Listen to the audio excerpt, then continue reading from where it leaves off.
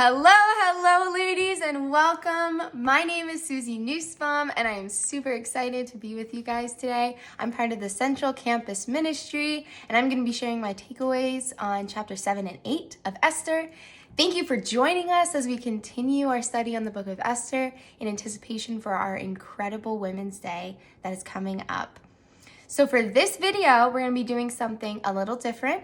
I'm going to be doing a get ready with me. And for those of you guys who don't know what that is, I'm going to be getting ready, putting on my makeup, and you guys can join me and get ready or just watch. And I'm going to share my thoughts on Esther as I get ready. So bear with me and hopefully I finish in time. But let's jump right in here. So Esther 7 and 8. Ooh, these are some pretty action-filled chapters, and this is the moment that we've been waiting for. This is what the whole book has been building up to, the moment that Esther approaches King Xerxes and pleads for herself and her people, and this is where he jumps into action. And you know, in these two chapters, I have been convicted a ton by the two main characters. You know, in the story, there's Esther, which I've learned a lot from her example, and I'm going to talk about towards the end of this video, but I have learned a whole lot from the mistakes of Haman as well. And it got me thinking, what really is the difference between Haman and Esther? Like, yes, Esther is a Jew. She's a Jewish orphan woman. She's basically considered the lowest in the kingdom. And Haman was the right hand of the king. He had power. He had authority. He was a man. But God could have chosen to work through Haman and his position. So why didn't he? What stopped God from using him? And I was thinking a lot about it.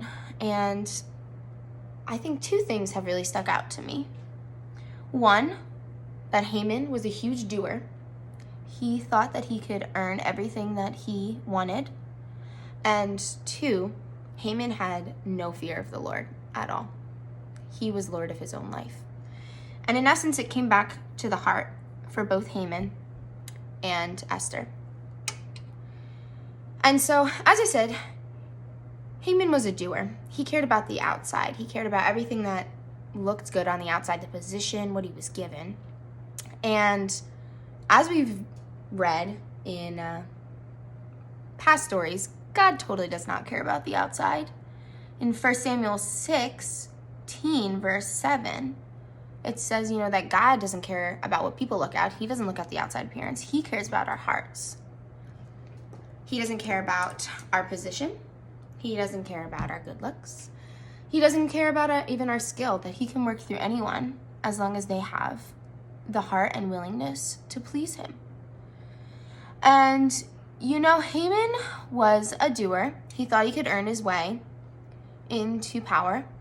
But as so many other women have pointed out in these past couple chapters, no matter what we do, God's hand and his plan are so much more powerful than ours. And Haman spent a lot of time building things for himself.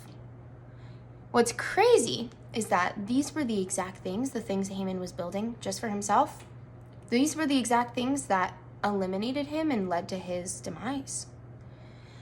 And Haman was so set to kill Mordecai because he did not bow down to him, that he set this huge 50-cubit high gallows. So everyone would be able to see this is what happens when people don't bow down to Haman, who is, in his mind, the God of everything in his life. And God totally flipped the script. And he used Haman as an example for what happens when people try to mess with the God and God's people. And now, sisters, I want to ask you guys, when was the last time that we've asked ourselves, who is Lord and God of our life? Do the things that we're building on this earth tell a different story? This has been like a huge takeaway for myself because I'm a doer by nature. I like to get things done. I like to be doing 4 different things at once, as you can see. And so it's hard for me to stop, to take time, to really see God moving, to really submit my plans to him. And I've had to repent. I've had to think through, wow, what are the things that I'm building on this earth? Am I building things for myself, for my career, for my family, for my relationships? Or am I building things for God? Because as this book and so many other stories have shared, and which Proverbs 16 verse 9 so eloquently states, in their hearts, humans plan the course, but the Lord establishes their steps. In the end, Haman was impaled and killed by the thing that he had been building.